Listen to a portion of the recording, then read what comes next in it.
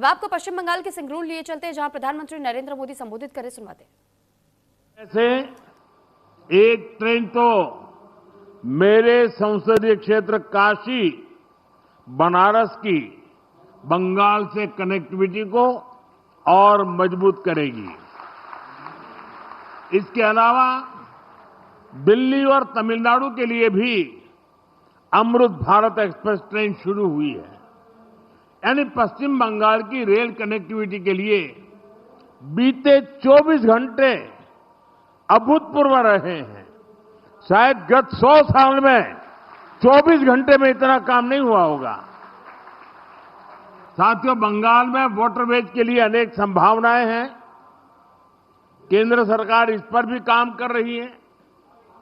या port lead development के लिए जरूरी इंफ्रास्ट्रक्चर बनाने में भी मदद दी जा रही है।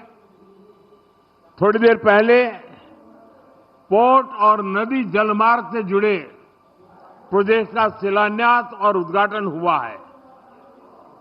ये पश्चिम बंगाल के विकास, भारत के विकास के लिए बहुत महत्वपूर्ण है।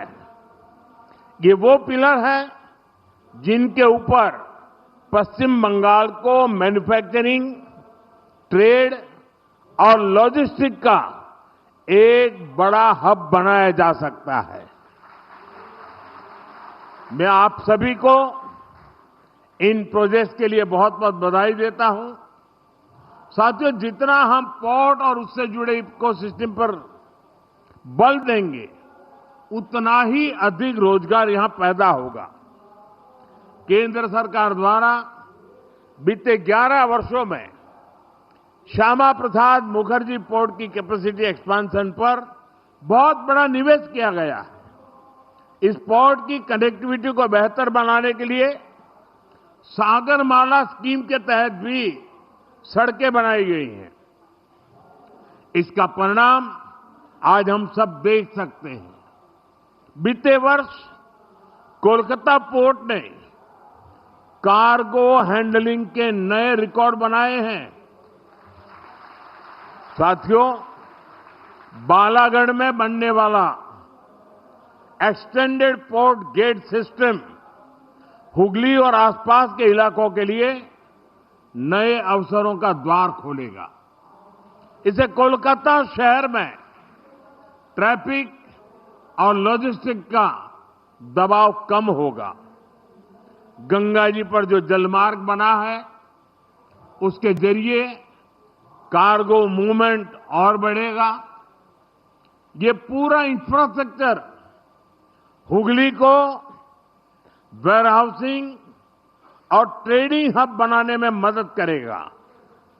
इससे यहां सैकड़ों करोड़ रुपए का नया निवेश होगा। हजारों युवाओं को रोजगार मिलेगा। छोटे व्यापारियों और ट्रांसपोर्ट से जुड़े लोगों को लाभ होगा और किसानों और उत्पादकों को भी नए बाजार मिलेंगे। साथियों, आज भारत में हम मल्टी मॉडल कनेक्टिविटी और ग्रीन मोबिलिटी पर बहुत बल दे रहे हैं।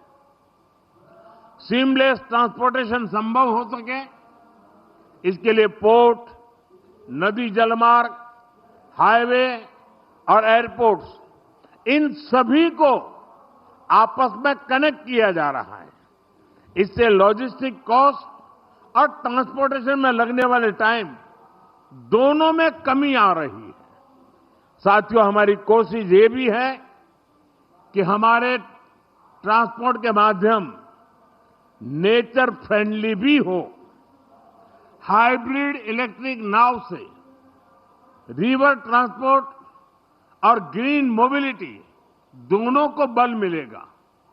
इससे हुगली नदी पर आवाजाही आसान होगी, प्रदूषण की समस्या कम होगी और नदी आधारित टूरिज्म को भी बल मिलेगा। साथियों, भारत आज फिशरीज और सी फूड के प्रोडक्शन और एक्सपोर्ट में बहुत तेजी से आगे बढ़ रहा है। मेरा सपना है कि पश्चिम बंगाल इसमें देश को लीड करे। केंद्र सरकार नदी जलमार्ग को लेकर अपने विजन में बंगाल को प्रमुखता से सपोर्ट कर रही है। इसका फायदा यहां के किसानों के साथ साथ हमारे मछुआरे साथियों को भी मिलने वाला है। साथियों, केंद्र सरकार द्वारा शुरू किए जा रहे हैं सारे प्रोजेक्ट्स पश्चिम बंगाल की विकास यात्रा को गति देंगे। एक बार फिर आप सभी को इन प्रोजेक्ट्स के लिए मैं बहुत बहुत शुभकामनाएं देता हूं। पड़ोस में ही हजारों लोग काफी समय से इंतजार कर रहे हैं। वहां भी मुझे बहुत कुछ कहना है और शायद लोग उसे सुनने के लिए ज्यादा उत्सुक है। जरा खुलकर बातें वहां करूंगा और इसलिए यहां मैं मेरी वाणी को विराम देता हूं और मैं अगली सभा के लिए आप सबकी इजाजत लेकर के निकल रहा हूं। बहुत बहुत धन्यवाद। प्रधानमंत्री नरेंद्र मोदी को सुन रहे थे आप। प्रधानमंत्री नरेंद्र मोदी ने ये कहा कि पश्चिम बंगाल से हम प्रयास कर रहे हैं कि बनारस को किस तरीके से आसानी से जोड़ा जा सके। जो लोग काशी विश्वनाथ दर्शन करने के लिए पहुंचना चाहते हैं तो उनके लिए पश्चिम बंगाल से भी वो रास्ता थोड़ा और आसान हो जाए और जो यात्रा हो वो और ज्यादा सुगम हो जाए।